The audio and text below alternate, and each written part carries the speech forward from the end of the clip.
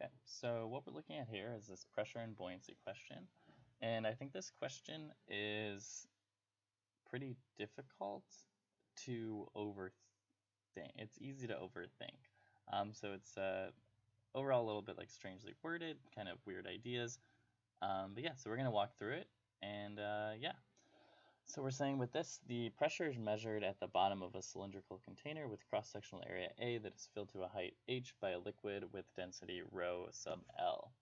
A cube of volume Vc and density rho sub C is placed in the liquid and floats partially submerged, causing a change delta H in the height of the liquid. As a result, the pressure at the bottom of the container increases. So what they want us to do is, in a clear, coherent paragraph-length response, describe the relevant forces acting on the cube and the liquid, and explain how they result in the increase in pressure at the bottom of the container. So this is a little bit of a weird format for a paragraph-length response because it doesn't really have like a main claim. So what I'm going to do is set up a main idea that just kind of says, okay, when the cube is placed in the water, there is, or I guess in the liquid, it's not water, in the liquid,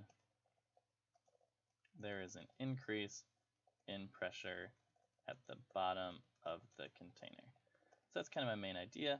What I'm going to do first is argue. So we really have a few things to break down. So really like paying attention to the question and thinking about what it's asking. So really the first thing they want us to do is describe the relevant forces acting on the cube and to describe the relevant forces acting on the liquid, and then together explain how they result in an increase in pressure at the bottom of the container. So what I'm going to do first is let's just first talk about the relevant forces acting on the cube. So the relevant forces acting on the cube. So if we look at this cube, I kind of drew it out. But so what we know is that this cube has a weight force going down on it, and it's kind of partially submerged, so it's in this liquid. It's not accelerating though, so we know that it also has a force acting upwards, and the force caused by our liquid is just called the buoyant force. So we're coming back here. Cube. The cube has a gravitational force acting on it from the Earth. The cube, I'm going to call it cube has a downwards. Cube has an upwards buoyant force acting on it by from the water. So we have this downwards force on the cube by the Earth. So on cube by Earth, and it has an upwards buoyant force on the cube by the water. All right, and then we're going to look at the water. And the water we can kind of think about as an object. If we think about this solid piece of water that's kind of sitting on this platform, let me actually move this to a better spot. So we just kind of look at this one column of water. And it's blue, whatever, you know what water looks like. Okay, so here's my water. If we think about the forces acting on the water, we know that there's a gravitational force acting on it because it has a weight to it. Down here, if we think about like, hey, what is everything contacting it? There's also going to be a normal force on the water by the bottom of the container. So F normal on water by the container. Gravitational force on water by Earth. And then we also have this downwards force, kind of this equal and opposite third law pair force of saying we have kind of this downwards force on the water by the cube. And that's going to be equal to our buoyant force. Right? So up here we had a downwards force, or an upwards force on the cube by the water. If we're relating this as a third law pair, we have this downwards force and then also this upwards force that are going to be equal and opposite because of Newton's third law. So, for the water,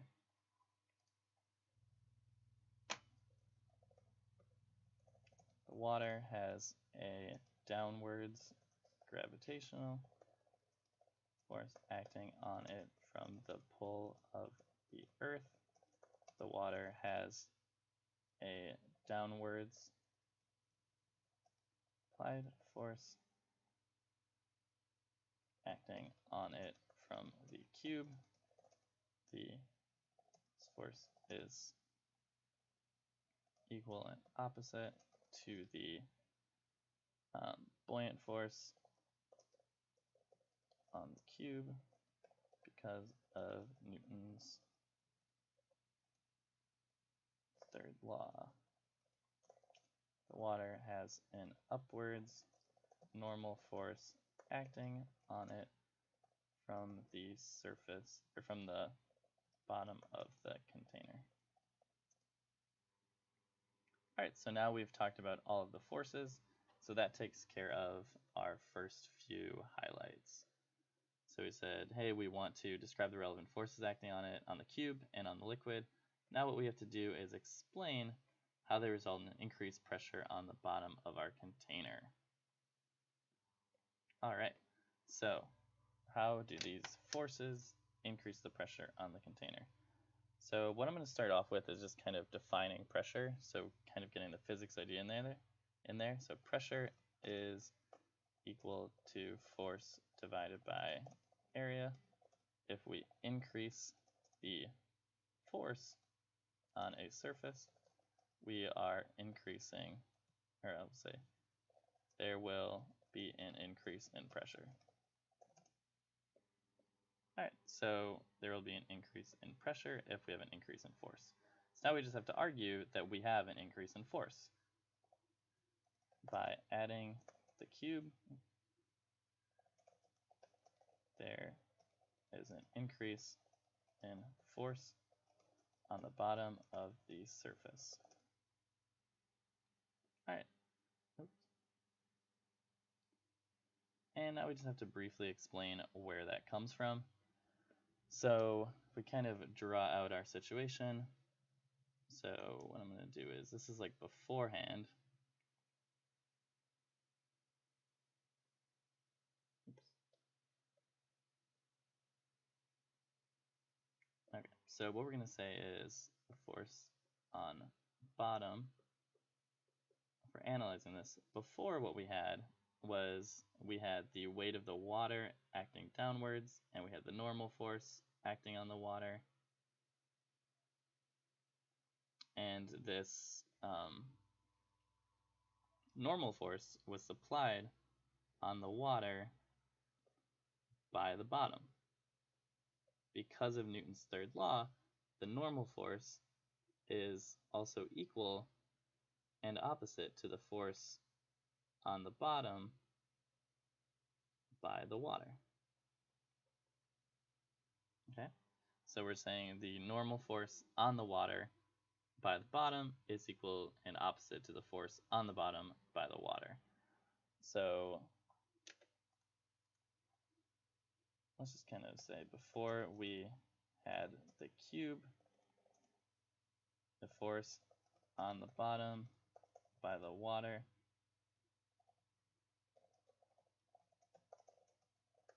was equal to the weight of the water.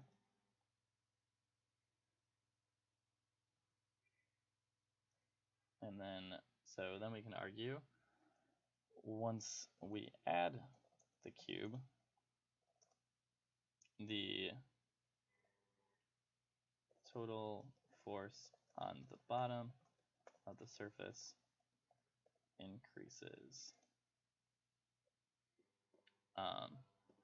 And we can kind of argue from a few lenses. We could say, because overall it's supporting more weight force, overall the bottom supporting a larger weight force, because it is also supporting the bottom, or also supporting the weight of the cube. So we can argue it from that lens. Really, there's a few different ways we could go with it, but yeah, this kind of argues that, let's see. Yeah, let's read over argument. So when the cube is placed in liquid, there's an increase in pressure at the bottom of the container. The cube has downward force, gravity acting on it from the pull of the earth. The cube has an upwards buoyant force acting on it from the water. Yeah, so we can maybe even add in there the buoyant force on the cube by the water is equal to a downwards force on the water by the cube by Newton's third law. This means there is an increased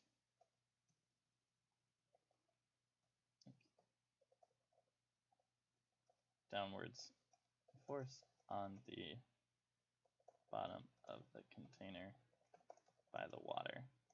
So the overall force increases.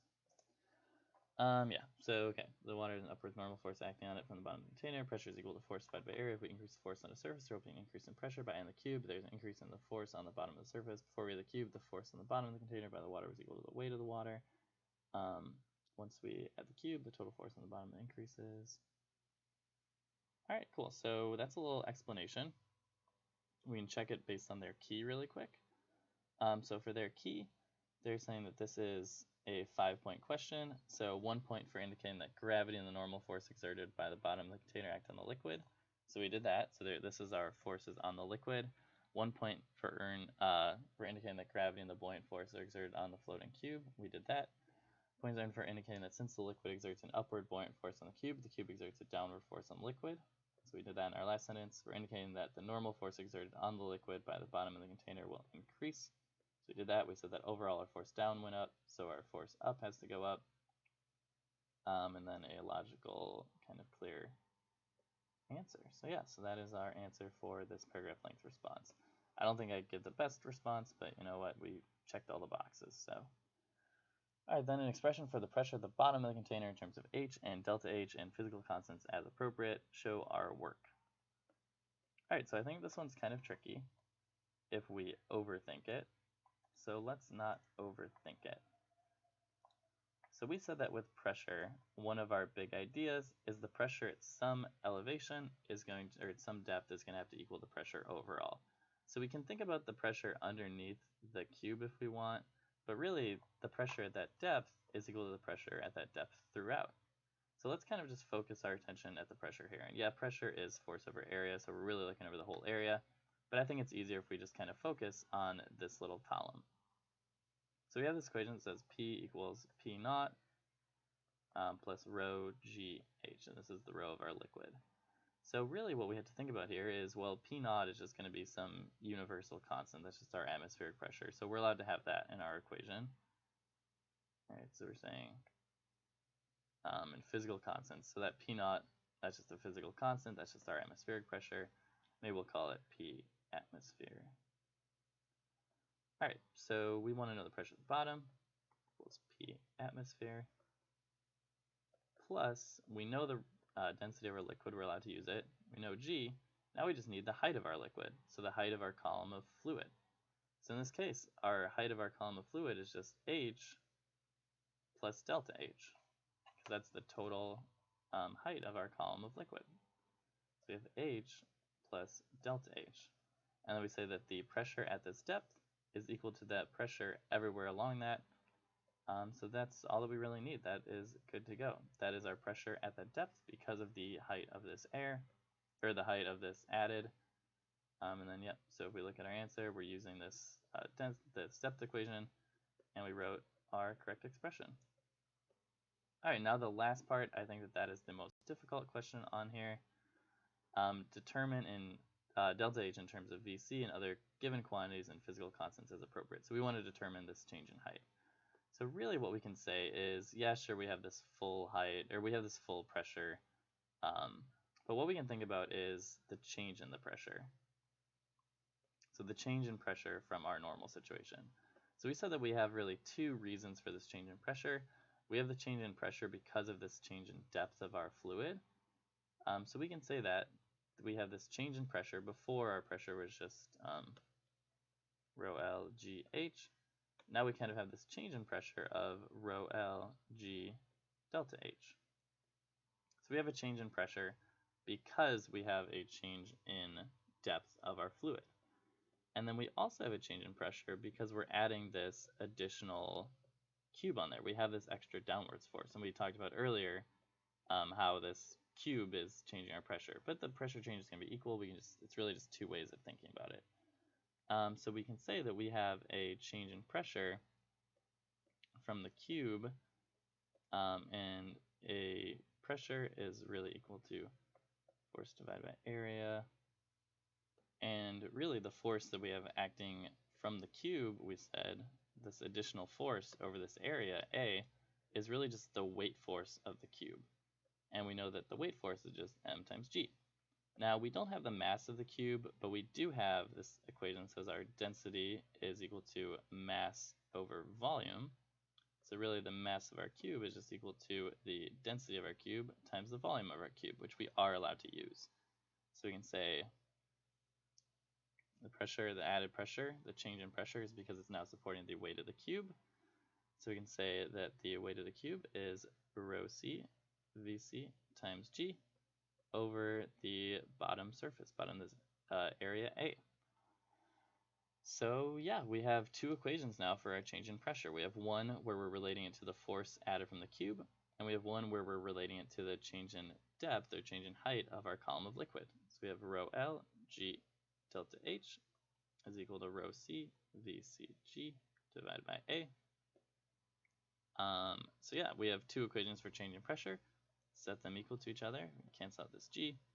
Delta H equals rho C Vc divided by rho L times A. This is in terms of quantities that I'm allowed to use. And we are good to go. That's an equation for our change in pressure, or sorry, our change in depth in terms of quantities that we are allowed. And let's see, does that check out with what they have? Rho C, Vc, rho L, A. Yeah, we did it. Nice. So that is 3 points. 1 point for using the change in pressure in terms of delta H, relating the change in pressure to the weight of the cube, and the correct expression. All right, so we are good to go. So that was that one.